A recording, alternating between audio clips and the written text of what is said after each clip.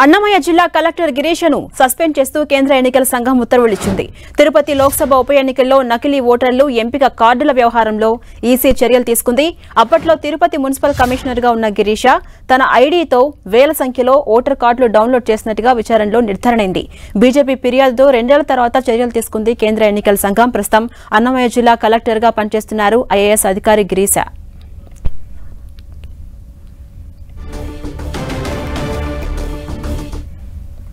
ఇదే అంశంపై మరింత సమాచారం మా ప్రతినిధి మురళి అందిస్తారు. మురళి, కలెక్టర్ గిరీష్ను సస్పెండ్ చేస్తూ కేంద్ర ఎన్నికల సంఘం ఉత్తర్వులు ఇచ్చింది. తాజా సమాచారం ఏంటి? ఝాన్సీరాణి అంటే నాటి సిట్టింగ్ ఎంపీగా ఉన్న బల్లి దుర్గాప్రసాద్ ఆకస్మిక మరణంతో తిరుపతి లోక్సభకు 2021లో ఉప ఎన్నిక జరిగింది. ఈ నేపథ్యంలో ఇటు వైసీపీ, టీడీపీ, బీజేపీ ముగ్గురు కూడా అభ్యర్థులను దింపి హోరాహోరీగా తిరుపతి లోక్సభకు ఉప ఎన్నిక జరిగిన సంగతి తెలిసిందే. వైసీపీ అభ్యర్థిగా గురుమూర్తి విజయం సాధించారు. అయితే అదే నేపథ్యంలోనే వేలాదిగా నకిలీ కార్డులు, నకిలీ ఓటర్లు పెద్ద ఎత్తున ఆ వేళ పోలింగ్లో పాల్గొన్నారని పెద్ద ఎత్తున ఆరోపణలు వచ్చాయి. అదే రోజు అంటే పోలింగ్ రోజు కూడా ఈ విషయం రోజంతా కూడా పెద్ద చర్చ నడిచింది. రాష్ట్ర వ్యాప్తంగా దానిపైన ఒక దుమారం చెలరేగింది. తిరుపతి ఉప ఎన్నికలో వేలాది మంది నకిలీ ఓట్లు వేశారని. ఈ నేపథ్యంలో అప్పుడు ఆ ఎన్నికను బీజేపీ కూడా చాలా సీరియస్గా తీసుకుని కర్ణాటక కేడర్కు చెందిన ఒక ఐఏఎస్ అధికారి రత్నప్రభను బరిలో నింపిన సంగతి కూడా తెలిసిందే. ఆమె కూడా ఈవెన్ డిపాజిట్ కూడా దక్కకుండా ఓడిపోయారు. ఈ నేపథ్యంలో బీజేపీ నేతలు ఈ అంశాన్ని చాలా సీరియస్గా తీసుకొని ఒక బీజేపీ ప్రతినిధుల బృందం నేరుగా ఢిల్లీ వెళ్ళి కేంద్ర ఎన్నికల సంఘానికి ఆ మేరకు లిఖితపూర్వకంగా ఒక ఫిర్యాదు చేసింది. పెద్ద ఎత్తున నకిలీ ఓటర్లు ఓటు వేశారని.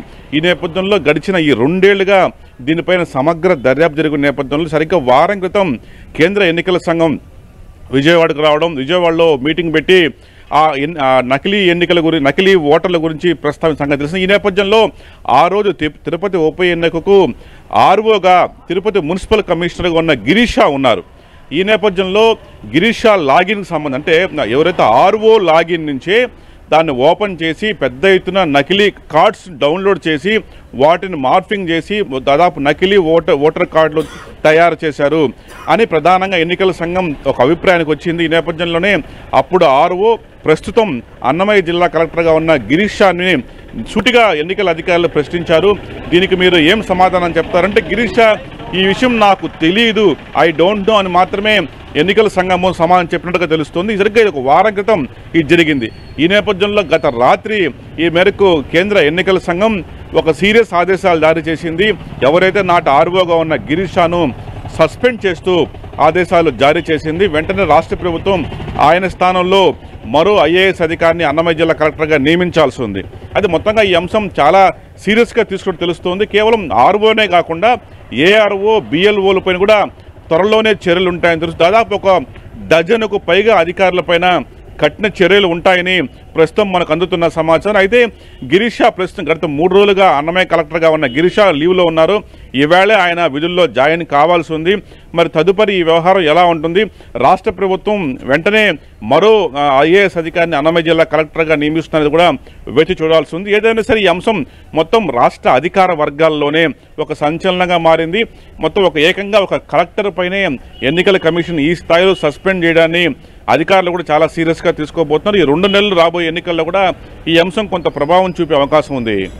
అలాగే మురళి, గిరీష్ను సస్పెండ్ చేశారు కదా ఇప్పటి వరకు. అయితే గిరీష్ను విచారణకు ఆదేశించి కేసు నమోదు చేసే అవకాశం ఏమన్నా ఉందా? అయితే గిరీష్తో పాటు మొత్తం ఎంతమంది ఈ కేసులో భాగస్వామ్యమై ఉన్నారు? నిజానికి విజయవాడ వచ్చిన ఎన్నికల సంఘం ఆ మేరకు గిరీషాను పిలిపించింది. అట్లాగే నాటి ఎస్పీ, ఇతర ఉన్నతాధికారులను కూడా పిలిపించి వారి వివరణ అడగడం జరిగింది.